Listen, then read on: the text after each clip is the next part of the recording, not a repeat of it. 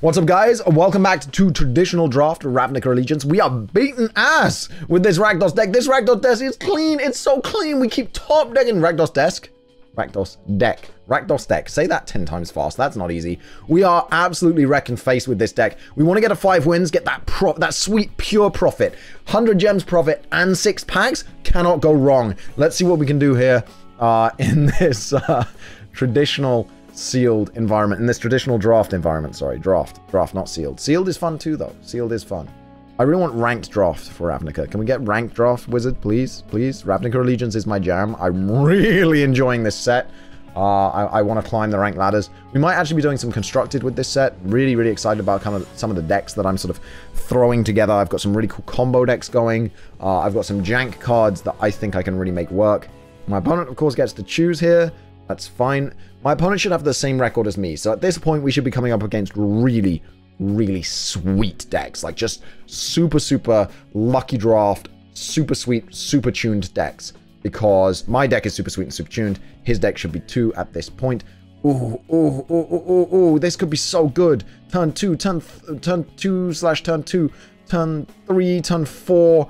Just needed land by turn 4. That's not even hard, especially when we're on the draw. This could be super sweet. And he's Azorius, so we really want to, like, get creatures down fast. We do not want him countering us, so we want creatures down hella quick. Once we resolve Ill-Gotten Inheritance against Azorius, though, they're screwed. Like, they just don't have a way to interact with it. There are, like, 3 cards in the whole of Azorius, which none of them are good. He has no way to interact with it, and then he'll sideboard in interaction, and we won't care, because next time we'll win with aggro. So we're actually going to try and accelerate that as fast as possible. Flameblade Artist here, hopefully not getting countered, but if he wastes a counter spell on it, that's fine. Yay! 2 damage to face. Let's beat that face in. Let us beat that face in. Summary Judgment. Oh! It's almost a counter. It's like a counter against aggro. It basically is a counter against haste aggro. So we're going to go Rakdos Locket here. I want to accelerate my mana as fast as possible. I want to be dropping multiple cards a turn. Really hard to deal with if you're Azorius. Just an aggro deck dropping 2-3 cards a turn. And we are going to go for the Ill-Gotten Inheritance here, though. Please do not have a counter. Please. If he doesn't have a counter, this is so sweet. It's so sweet when this resolves against Azorius. It's so sweet. This is so sweet. We have our just guaranteed Spectacle every turn. Windstorm Drake doesn't bother us. Because honestly, we're just going to Undercity's Embrace him right here. I'm going to make him sack a creature. Enjoy. Enjoy. Goodbye. Goodbye, really good flying creature that you spent 5 mana on. And then I time walked him, and time walking him is great because of the inheritance. Okay, so we have 5 mana available.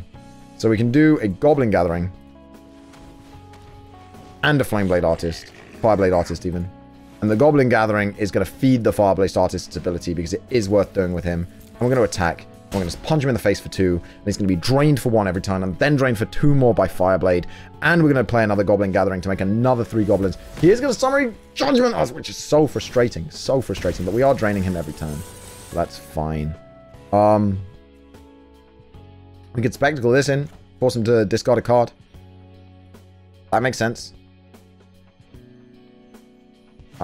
This makes more sense. I think this makes more sense. It represents more power on the board. This represents more power on the board. We're not auto-tapping anymore, by the way, anybody who skipped an episode. Yeah, that's 6 power on the board. With 13 life and a drain every turn, that is a 2-turn clock. If he can't play something, he does play something, though. Flying off life. That's a good card. It's a good card. If he blocks, though, he is going to lose out in a very unfortunate manner. So if he blocks any of these, yep. So here we go. And then because it's not gonna die, it's gonna be exiled because of Scorchmark. Go here. Boom. Deal the 1 damage to his face. Scorchmark into this. Now, because it doesn't die, it's exiled. He will not get the 1/1 Spirit, which is a really important blocker for him. And then we just drop the Rafter Demon regular style. We don't need to Spectacle it in because we're just dropping it to get more power on the board. We've got to give him as many things to deal with as possible. He is Azorius. He's trying to control us. We are aggro. Aggro versus control is massively in our favor, and we just want to basically dump our hand onto the field and make that happen. Make our opponent explode. That's really good. We have no reason to change this deck. This deck is really tuned right now for anti-control. It's tuned for full aggro. He might sideboard in Enchantment Hate, which is probably his best decision. But we don't care, because our enchantment was just, it was just the little tick of extra damage. Like, we did most of that with aggro, so he doesn't have board wipes in Azorius in this set. He doesn't really have options against what we're doing, hopefully. Couple of very scary mythics he could have and just didn't draw last game. A couple of really scary bomb cards. Other than that, I'm really not that worried right now. I think this is a really good matchup. I'm hoping this is a really good matchup and that we're going to get to our 4-game win. As I said, 4 games, super nice, because 1,800 gems from 4 games. You only paid 200 gems for all your draft cards plus 4 packs. That is amazing value, just amazing value. Or 5 packs, sorry. And I don't have many cards from this set for deck building, so I'm really happy to get 5 packs from this set, or 6 packs from this set, or whatever. So, happy monkey, let's see what you got for me, man. Let's see what you've got. It's our very first draft in this set, and I can genuinely see it going all the way. Our very, very first draft ever in this set. I think I drafted really well. I'm quite proud of myself. Drafted good cards, built a good deck. I've been playing it nearly correctly. Ooh, this is really... it's slow. Nothing until turn 3. I have to keep it, though, because I don't really want to mull against this. Because, as I said, I'm dumping my entire hand. I'm just going to hope that I draw a Flame Blade. If I draw a Flame Blade and a Swamp, like turn 1 Swamp, turn 2 Flame Blade, or turn 1 Flame Blade, turn 2 Swamp, I didn't. It's unfortunate. Yeah, we're not doing anything until turn 3 at this point. Okay, that's not that bad. It's going to fix our color issue of not having any black mana. Honestly. And there's the Flameblade Artist. You're late to the party, mate. Very late to the party there, mate. Fireblade Artist. Sorry, I keep calling him Flameblade Artist. It just seems like the better name.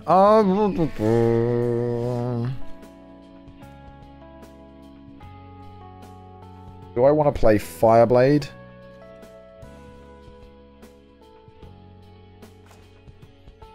Swing in. And then if he blocks... Because I don't like this. This is really bad news for me. Like, if he blocks, then we just Scorch Mark him.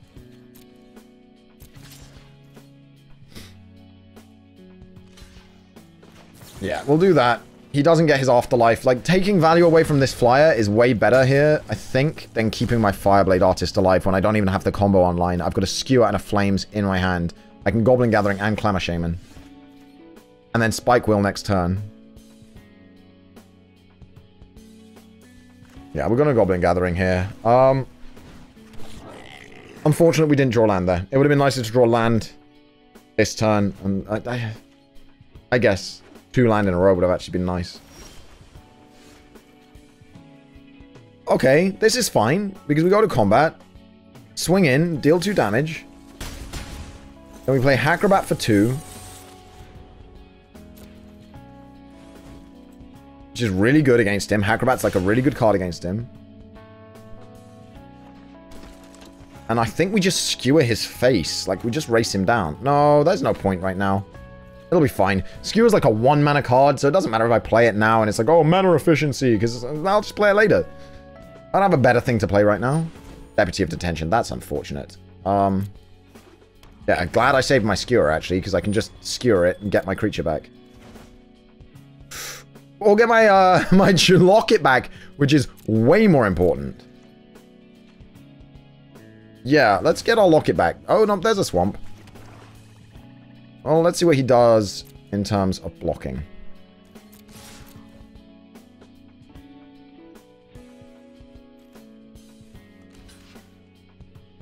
Okay, so we lost a Goblin in order to play Skewer for 1 less mana, which then also allows us to play our Spike Wheel, which is really good. So we'll play Skewer here, Skewer into this for 1 mana. Get our Talisman back, and we'll play a 5-2. I think this was a good turn. Oh, +1/+2 and vigilance. Yikes, that's not... That's pretty unfortunate. We'll still play Spike Wheel for 3. I will still play Spike Wheel for 3. It would have been really nice to get our talisman back, honestly. But now that's a 2/5. Unfortunate. Because it will trade now. We need 2 land to play our Consign to the Pit. But we can play this with haste. It's unfortunate. Play Glamour Shaman with haste. And... all these 2 power creatures ruining my life.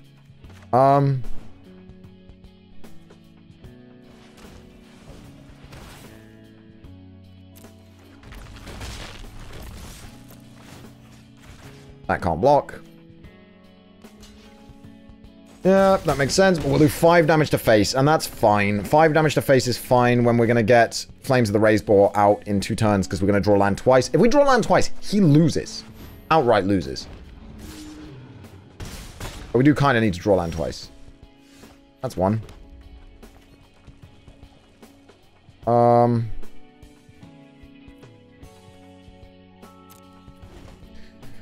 If he attacks me, I block Deputy with this, with Spike Wheel to trade. I have to risk it. Like, he's probably bluffing here. Probably bluffing. He might have something in his hand. He's probably bluffing. I really hope he doesn't have, like, a +1/1 to all creatures or anything. No, he's going to trade. That's really good. I get my thingy back. Resolve.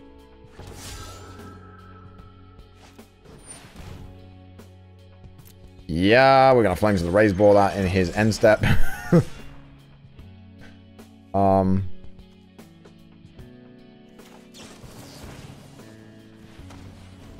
we're going to play Flames of the Raised Boar in his end step. I don't... It's nice to kill it. It's obviously not nice that I don't get to wipe his board with it, but... that's fine. We can sign this to the pit. You know, has 3 1/1s, which I can deal with. I can deal with 3 1/1s. That's a lot of turns that he's going to have to damage me for that to be a problem. I can also play my Footlight Fiend. If he blocks it, then he loses 2 of his 1/1s. Ah, there's his ill-gotten inheritance. Look at that Esper. That's unfortunate. That's going to be really unfortunate. Now I get it? Okay.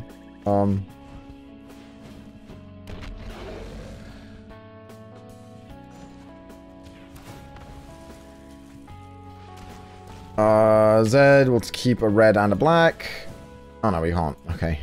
Fine. Oh, we should have kept the black up. That's unfortunate. Gutter Bones would have been nice here. It's fine. It's fine. We can play a Rafter Demon. These don't have lifelink, right? They're just flying. Yeah, they're just flying. Lifelink would be crazy on Afterlife creatures. Great. He's a very unfortunate thing to run into right now. Gonna consign him to the pit. That's for sure.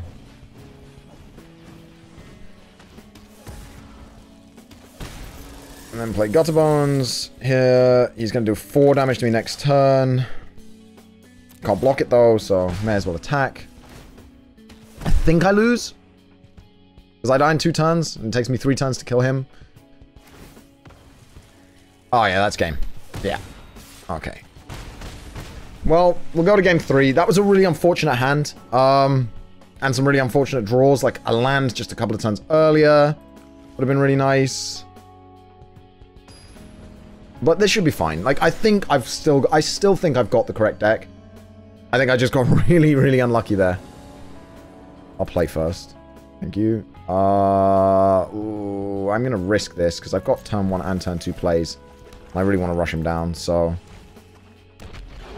I need to draw a red mana, though. If I don't draw a red land, if I don't draw a mountain, I'm in a lot of trouble here. So this was a very risky play. There we go.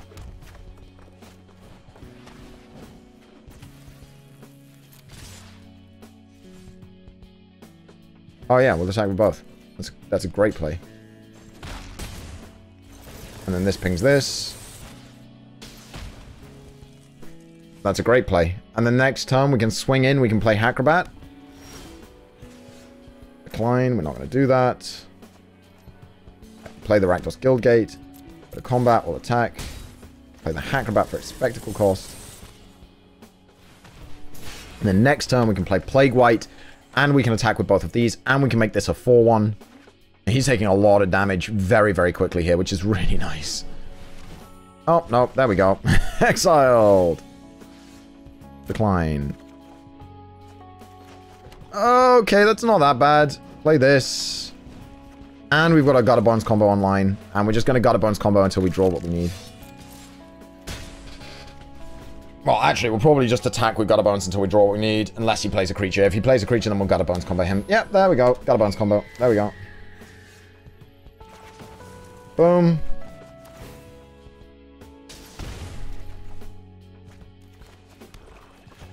Put this back in my hand.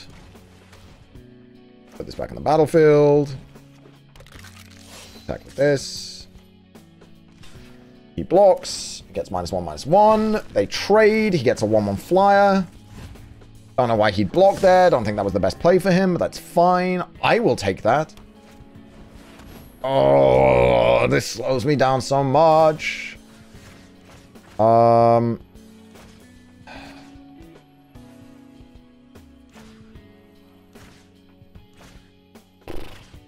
If we draw a land, this is the wrong play. If we don't draw a land, it's by far the best play. I'm gonna hope we draw a land. We didn't draw a land. Okay. Well, we attack with all anyway. If he blocks it, then it... Like, if he doesn't block it, then we get the same damage anyway. If he blocks it, he loses a creature. So this wasn't that bad. And then we're going to Spectacle this. Obviously, we're going to Spectacle this and make him discard a card. So it works out better this way, actually, I think. Yeah, there we go. We get rid of a creature. That's great. Spectacle this in. Could have played the God of Bones again, but I think I'd prefer to Spectacle this, make him discard a card. Card advantage, really good in this situation. Ill-Gotten Gains, Ill-Gotten Inheritance, sorry, really annoying here. So, very, very happy to try and speed things up a bit. 4 power on the board as well. That represents a lot of threat. We have this. If we draw a land, we have our Consign to the Pit, which is amazing. Yeah, we've given him a really difficult decision. I think this was the right play sequence. I think it was the right play sequence to attack with that and take the Spirit out than to... sack it, do 2 extra damage. Like, he'd be on 8 now. We wouldn't have been able to play this. Yeah, I think that's correct. I do believe that was correct. He discarded a land, and he took a long time about it. Which means he has something that he wants to play. Like, probably 2 cards that he wants to play, and he needed to draw another land to get that now. And he took the land instead of those 2 cards being lost. One of those 2 cards. So they're probably 2 good cards in his hand. And he did draw a land as well. We're going to decline here. I'm going to go ahead and decline. Wow, he's in full control mode. He definitely has a play. He's gone into full control, which means he definitely has a play. He could react with this. I'm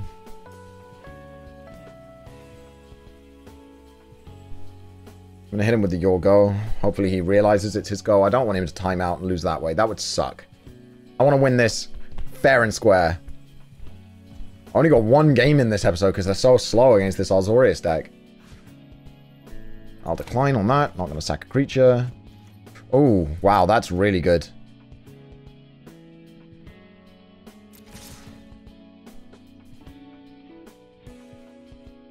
This is really good. If he can't get rid of one of these right now, if he can't stop some of this damage, at 6 damage, puts him down to 5. Skewer the Critics puts him down to 2. God of Bones comes in. Yeah, we are going to skewer him. And bring God of Bones back.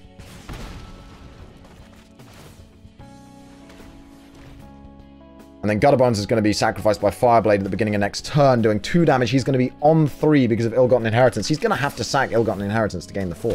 He's going to have to sack it if he doesn't have a play here. Unless he has a big play here. Resolute Watchdog, that's not good enough.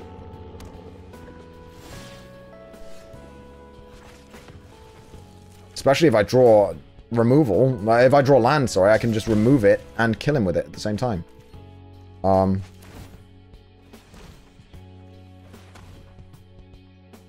Yeah, he's gonna have to sack this and gain 4 life. He has to sack this and gain 4 life. It's your go, bro. You have to react to that. That's a trigger on the stack. You still have to react. If you want to play in control mode, that's fine, but you do have to react to it. Happy Monkey. Dude, what a good Esper deck. And he's sort of transitioned it into full black-white as well. Like, full Orzhov. Like, really weird, like, transition there to switch between the two. Cool deck. Must have drawn a lot. Must have drafted a lot of good cards in those 3 colors. To be able to switch the deck completely between 2 color to 3 color and then back to 2 color but different color from the original 2 color. Timeout used. It's your go, bro. It's your go.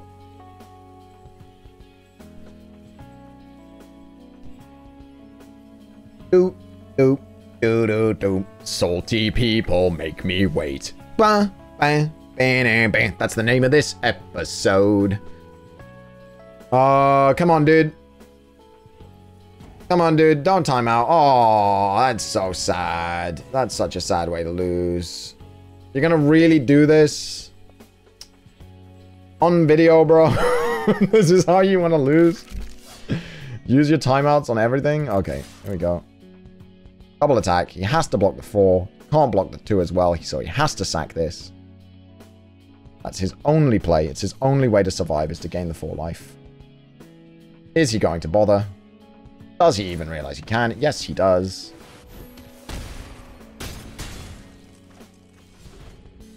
This is not looking good for you, my dude.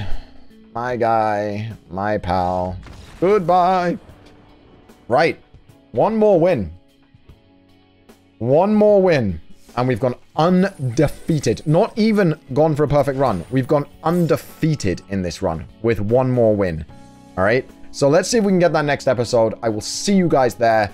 Please leave a like if you're enjoying the series. Remember to pick up Magic the Gathering Arena yourself. Play it yourself. It's a great game, I promise. And I'll see you guys next time. Bye-bye.